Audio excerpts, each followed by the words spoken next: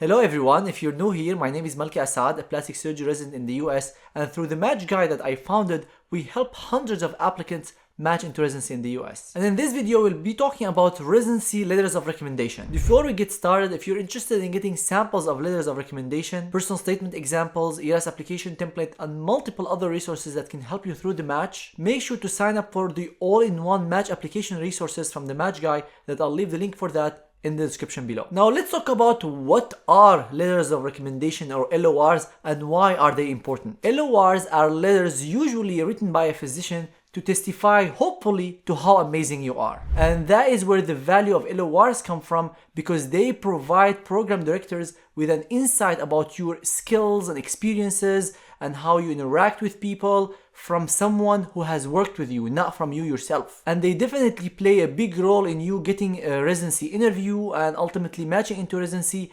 especially if they're written by very important people. Now I'm gonna answer a few commonly asked questions about LORs that can give you a better insight on how to handle them. The first is, what makes an LOR unique? And the answer is simple: if it's individualized and saying amazing things about you. So if you've gotten a very individualized LOR that is written only for you as a result of you working for a year with your mentor who closely worked with you, experienced how skilled you are in dealing with patients or doing research or whatever you got this LOR from, that letter will definitely be more unique than a generalized LOR written by someone who you worked with for a day or two. So the more time you spend with someone, the more likely they will spend time to write your LOR and make it very individualized to you, and that what will make the LOR stand out. Another factor that makes the LOR unique is who's writing this LOR. If it's a program director or a department chair or someone who's influential or known within the field, that will make your LOR more unique. Now that takes me to the next question, which is, who should you ask to write your LOR? And the answer, it depends. It depends on your experiences. Who have you worked with over the last few years? Are they in the US, outside the US? Are they from the same specialty, a different specialty? But the simple answer to who should you ask to write an LOR for you is someone who you worked closely with, someone who you impressed with your skills, hard work, and dedication, and someone who's preferably in the US and known within the field that you're applying to. If you're someone who spent time in the US, you would have the liberty of picking the LOR authors from the different people you worked with. But if you're someone who did not spend much time in the US, you would have limited options. Should you waive your right to see the LOR? And for those who are not familiar with what that means, when you submit your LOR through ERAS, it asks you if you would like to waive the right to see the LOR. And that means you will not see the LOR that the author is writing for you. So you would write the name of the author of the LOR and they would receive an email and they submit the LOR to your application without you seeing that LOR. On the other hand, if you pick no, you would be able to see the LOR and you can upload it yourself. And I highly recommend you waive your right to see the LOR, because it gives program director the trust that you know that people will say amazing things about you even without you seeing it. When should you ask people to write LORs for you? I highly recommend you start as early as possible, at least 3 months before the application, because you don't want to rush them a few weeks before the deadline and then the LOR is late and now you're delayed submitting your application and it causes a lot of issues and delays for you. Remember, these people writing the LORs for you are very busy, and if you want them to take time to write the individualized LOR that you are looking for, you need to give them some time to do that. Should you submit LORs from the US or outside the US? I highly recommend you submit LORs from the US,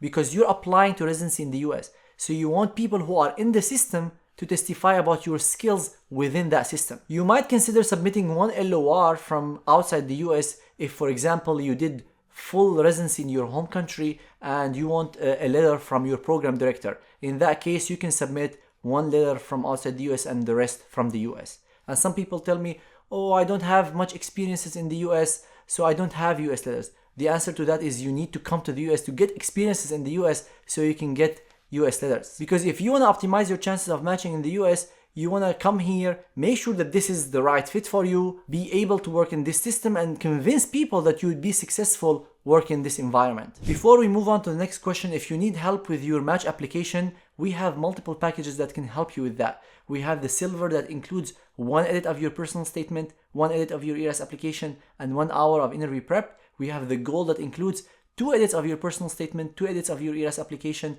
2 hours of interview prep, and 1 hour of advising. And the Platinum, which is the most comprehensive package, it includes unlimited edits of your ERAS application and personal statement, 2 hours discussion with the editor, 4 hours of advising and unlimited access to your advisor on WhatsApp, 4 hours of interview prep, and match edit guarantee, which means if you don't match this year, we will continue to edit your personal statement and ERAS application until you match. So go ahead and check out the match application packages in the card above or the description below. And if you have any questions about any of these packages or our individual services, go ahead and schedule a free consultation with our customer support team, who would love to take you through the different offers we have and how we can best help you. Now, the next question is, how many LORs should you submit for your application? Most programs require to submit at least 3 LORs, and the max per ERAS is 4 per each program. So what I say, if you have 4 strong letters of recommendation, you can submit the 4 letters for each program. But if you have 3 strong ones and 1 weak one or mediocre one, in that case I recommend you only submit 3. Is it okay to submit LORs from another specialty? I highly recommend you submit LORs from the specialty you're applying to.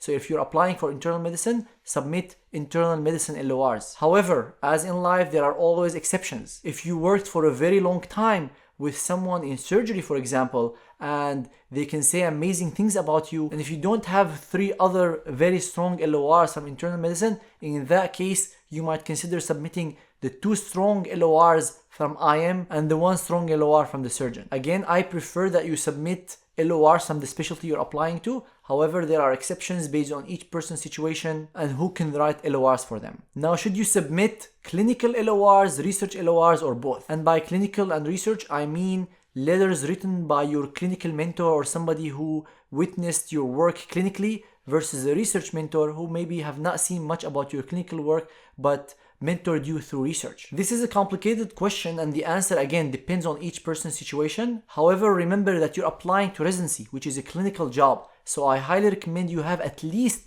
2 LORs from clinical. And then the rest will depend on your situation, what other options you have, and how much time you spent in research, and which programs are you applying to. If you're applying to programs that are heavy on research, it might be a good idea to submit 2 strong research LORs and 2 strong clinical LORs. But again, each person's situation is different, and the ultimate decision will depend on so many factors. And if you'd like to discuss that with someone who's experienced with the process, get their advice about your individual specific situation, go ahead and schedule a residency advising session with one of our expert advisors who can listen to you, see your situation, and give you the best advice based on your specific needs. And this session is 100% satisfaction guarantee, which means if you're not happy, we'll give you your money back, no questions asked. To schedule that, click on the link in the card above or the link in the description below. And the final question I want to answer today is, should you tailor the LORs per each program you're applying to? What many applicants don't know is that you can assign the LORs per each program you're applying to, which means if you have, let's say, 6 LORs, you can only submit a max of 4 for each program. You have the ability to pick LOR 1, 2, 3, 4 to program 1,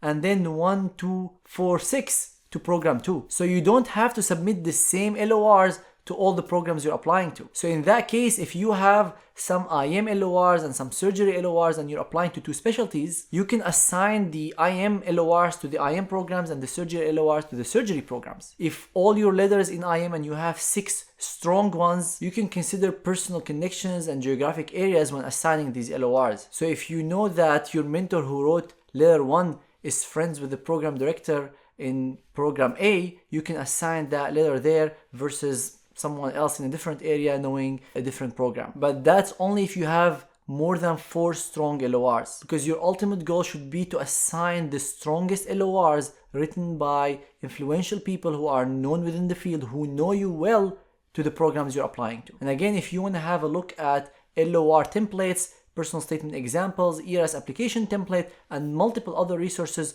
that will help you with your match application, go ahead and check out the free all-in-one match application resources that you can get fully for free by signing up here or through the link in the description below. We also have a detailed blog on letters of recommendation that I'll leave in the description below. And if you need any help with your ERAS application, personal statement, interview prep, or anything related to the match, go ahead and check out the Match Guy website or reach out to our customer support team, who will be happy to explain to you how we can best help you. And you can schedule that free consultation by clicking on the link in the card above or the description below. I hope this video is helpful in you understanding more about letters of recommendation. If you find any value in this video, I would really appreciate it if you hit the like button, subscribe to the channel, and share this video with your friends who are also applying to the match and will benefit from this video. Before you go, make sure to check out the ERAS application tutorial I recorded here, and good luck on your match.